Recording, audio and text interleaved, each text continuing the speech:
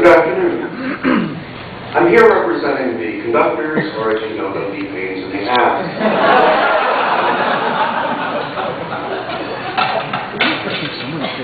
I worked in the library my early years in St. Louis. The second trumpet was the librarian. His name was Roger Grossheim. In my second year in St. Louis, we gave the world premiere, the concert version of Jesus Christ Superstar. The parts showed up, and we wondered, why is the orchestra even involved in this? You're not going to hear them. And Roger and I stayed up from 9 o'clock till 7 in the morning, re-orchestrating the whole show.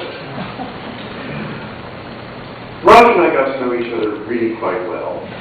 He was a remarkable man, and I got to understand really how complex the job was. And this is well before computer programs, before there were two people working in a library, at a time when the job required the library to be on their feet, orchestrating, taking care of all manner of things that these days we take for granted. Those of us who are my generation have never ever taken any of you for granted whatsoever. But as the technology develops, we have to, as performers, come up with new and creative ways to really bother you. So some of us have begun to enter into careers as composers and arrangers, just to understand that aspect of it. I'm actually not going to be a published arranger. I don't think any of you will be dealing with it because it's for school children, but maybe you will. Don't know.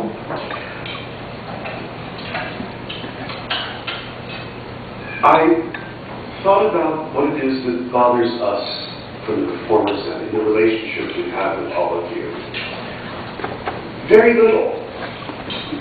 But if I had one piece of advice for some of you, no one in this room, but to pass on to others elsewhere, when we send string masters out, don't transfer just the bowings. Put in the breathing places, put in the phrasings, all that other stuff too, because that's what makes the bowings work, when they work at all. When somebody comes to us and says, well, why don't you use our set instead? And we go, no, I'm going to do my bowings. What do? Let the concertmaster deal with it. Don't worry about it. Let the concertmaster decide whose bowing should happen. Makes it very simple. When we come to you about, are things going to be doubled or not, simply go, no, go to the personnel manager who will tell you that you can't afford to double. Delegate, delegate, delegate. Make your jobs a lot easier. It also gives you a chance to bother us when we have to start going through all these other people as well. I love going into the various libraries of so many of the orchestras that you represent. You feel a sense of tradition of what an orchestra is about. It really does come from the library. It's amazing. One of the early times in St. Louis, for me, for instance, I was told a phenomenal story about one of my predecessors there, Vladimir Goldschmidt, who was in St. Louis for 37 years, and never conducted a note of Bruckner while he was there. And the story went that the reason he didn't do it was because one of the librarians, when trying to convince him that he should do it, said, Maestro, why don't you just take a look at the score? And he handed him a score of the 8th Symphony. And Maestro Goldschmidt held the score without opening.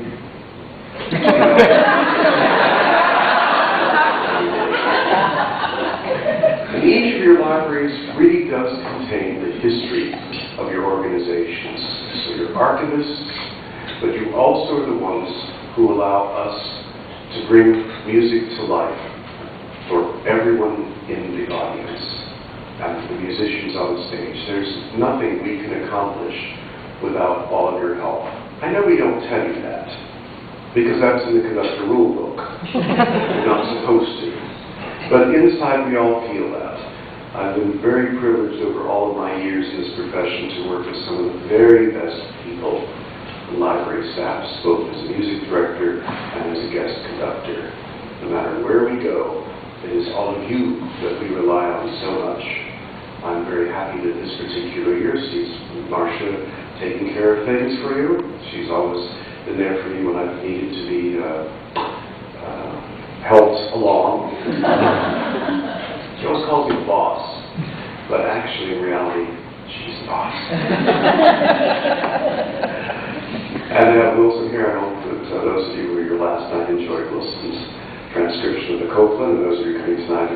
This is a wonderful thing that Wilson has done, because it reminds us that your job also is not just about following orders, but being creative as well. And so, Wilson, again, thank you very much for emblems last night.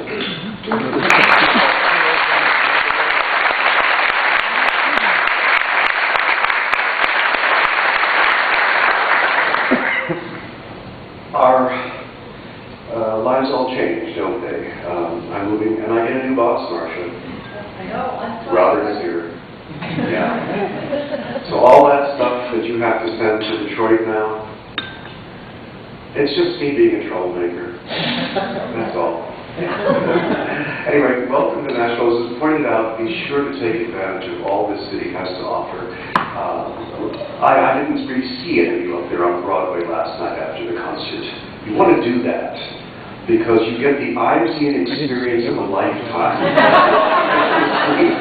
All these clubs, everybody making an attempt to get into this business, and most of them doing pretty well.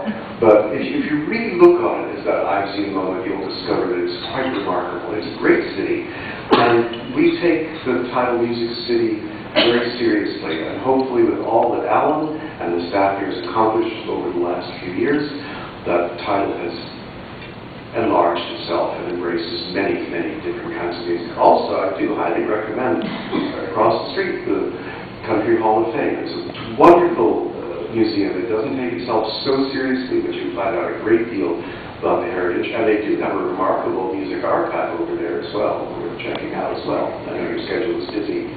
I'm sorry I can't be here for the ballet seminar that you're having. I wish I could stay for that, because it's an area I know nothing about. It's always helpful to learn. But anyway, welcome to Nashville. Thank you for all the work you've done, and thank you for having made my life so much easier.